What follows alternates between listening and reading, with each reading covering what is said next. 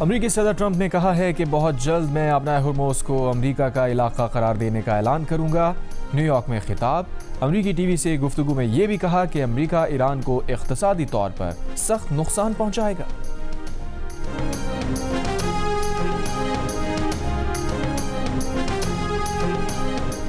صدر مملکت نے 355 ممتاز شہریوں کے لیے قومی اعزازات کا اعلان کر دیا۔ وزیر داخلہ محسن نقوی کے لیے نشان امتیاز کا اعلان۔ نائب وزیر اعظم و وزیر خارجہ اسحاق ڈار اور وفاقی وزراء محمد اورنگزیب، احد چیمہ اور وزیر مملکت بلال اظہر کیانی کو بھی نشان امتیاز سے نوازا جائے گا۔ وفاقی وزیر امیر مقام اور اٹارنی جنرل منصور عثمان عوان کے لیے ہلال امتیاز کا اعلان۔ Chairman F B R, secretary خزانہ اور سیکرٹری تجارت کے لیے بھی ہلال امتیاز۔ قانون نافذ کرنے والے اداروں کے 46 شہداء کو ستارہ شجاعت سے نوازا جائے گا۔ گروپ کیپٹن عاصم طارق شہید کو ستارہ شجاعت سے نوازا جائے گا۔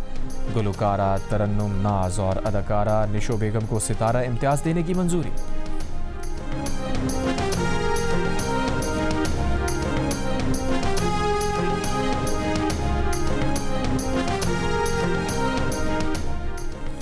صدر مملکت نے سعودی شہزادہ سعود بن نائف کے لیے ہلال پاکستان کا اعلان کر دیا۔ ترکی کے وزیر خارجہ حاکان فیدان اور ترک وزیر دفاع یاسر گلار کو ستارہ پاکستان سے نوازا جائے گا۔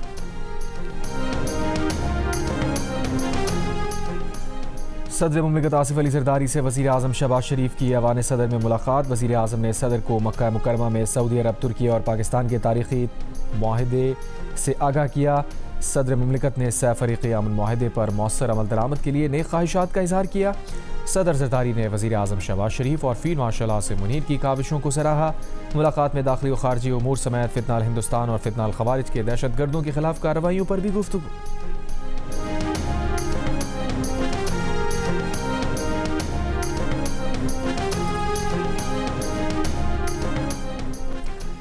یادگار فتح کی افتتاحی تقریب کے دوران عسکری قیادت نے صدر مملکت اور وزیر اعظم کے ساتھ شہداء کے اہل خانہ سے ملاقات کی۔ صدر، وزیر اعظم، فیلڈ مارشل کا شہداء اور غازیوں کے اہل خانہ کی ثابت قدمی اور قربانیوں کو خراج تحسین۔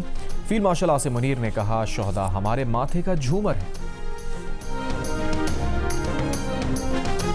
پاکستان کے یوم آزادی پر سعودی ولی عہد کی مبارکباد۔ سعودی ولی عہد شہزادہ محمد بن سلمان نے صدر مملکت کو مبارکباد دی۔ سعودی قیادت کا پاکستان کی ترقی، خوشحالی، استحکام کے لیے نیک خواہشات کا اظہار۔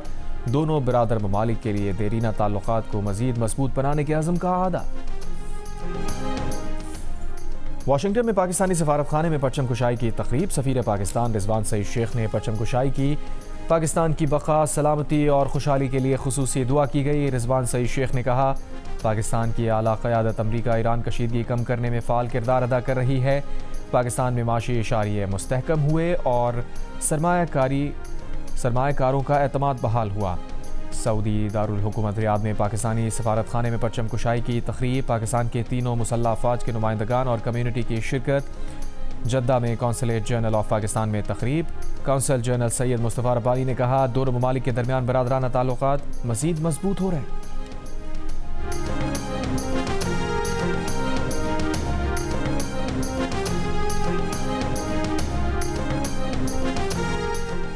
وفاقی وزیر داخلہ محسن نقوی کی chairman P T I barrister Gohar کی قیام گاہ آمد۔ محسن نقوی نے بیرسٹر گوہر سے ان کی والدہ کے انتقال پر گہرے دکھ اور افسوس کا اظہار کیا۔ فاتحہ خوانی کی۔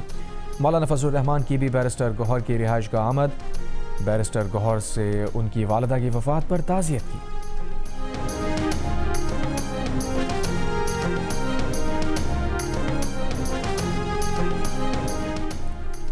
میر رضا کے قاتلوں کی گرفتاری کے لیے کراچی کے شہریوں کا شارع فیصل پر مظاہرہ۔ میر رضا کے والد نے ڈی آئی جی ایسٹ اور ایس ایچ او تھانہ فیروز آباد کو معطل کرنے کا مطالبہ کیا۔ ان کا الزام ہے کہ ان افسران نے میر رضا کے قتل کے ثبوت چھپانے کی کوشش کی۔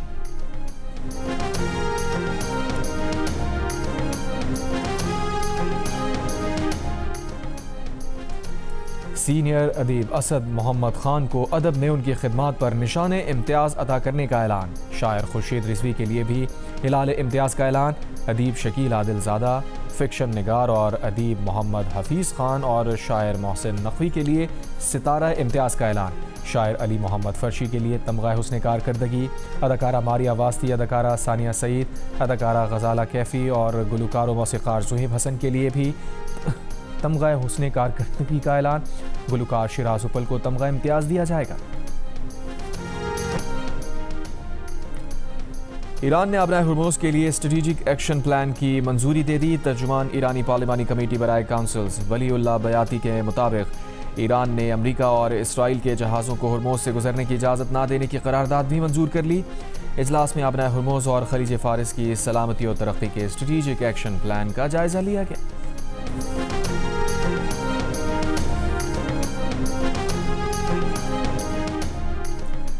ایران سے جنگ میں امریکہ کو 1 ارب 30 کروڑ ڈالر کے MQ-9 ڈرونز کا نقصان۔ امریکی اخبار کے مطابق ان ڈرونز کا 25% ذخیرہ ختم ہو چکا۔ ایک MQ-9 ڈرون 3 سے 5 کروڑ ڈالر کا ہوتا ہے۔ امریکی وزیر خزانہ اسکاٹ بیسنٹ کا ایران پر اقتصادی پابندیاں سخت کرنے کا عندیہ۔ کہا ایران کو معاشی طور پر تنہا کرنے کے لیے وہ اقدامات کریں گے جو تاریخ میں پہلے نہیں ہوئے۔ بیسنٹ کا ابنائے ہرموز کی ناکہ بندی برقرار رکھنے کا اعلان۔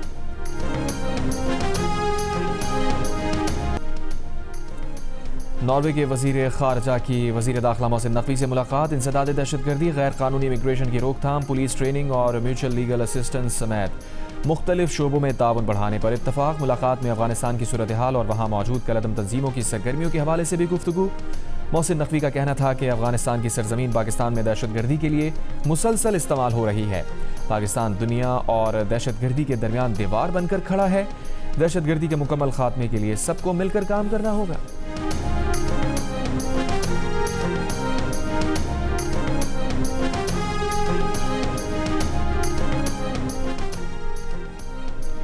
وزیر خارجہ اسحاق ڈار سے چینی سفیر جیانگ زیڈونگ کی ملاقات۔ یوم آزادی پر مبارکباد دی، علاقائی صورتحال اور باہمی دلچسپی کے امور پر گفتگو کی۔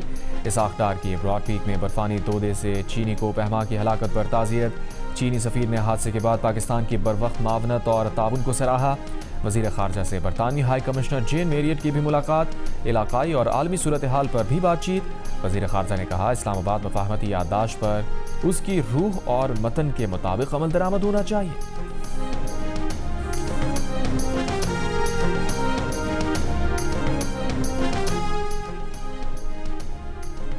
نون لیگ کے صدر نواز شریف نے آج صبح مری میں پارٹی اجلاس طلب کر لیا۔ ذرائع کے مطابق اجلاس کے دوران آزاد کشمیر میں حکومت سازی کے لیے پارٹی رہنماؤں سے مشاورت کی جائے گی۔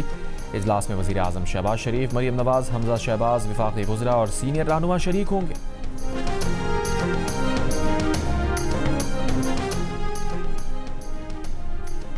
اقتصادی رابطہ کمیٹی نے پیٹرول اور ڈیزل پر ڈیلرز مارجن 1 روپے 34 پیسے بڑھا دیا۔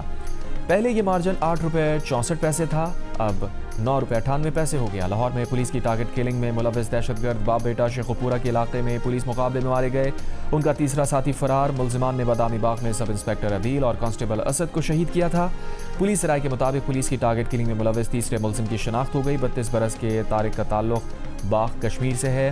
طارق پر تھانہ راوی روڈ میں ناجائز اسلحے کا مقدمہ درج ہے، تلاش جاری۔